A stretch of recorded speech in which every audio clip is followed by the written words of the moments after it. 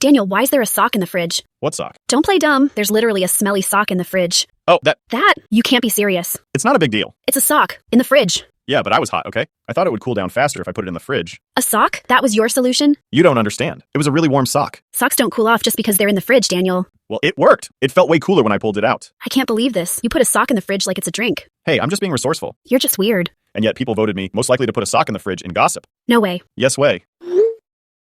Guess it's official now. All right, fine. But next time, I'm hiding all your socks.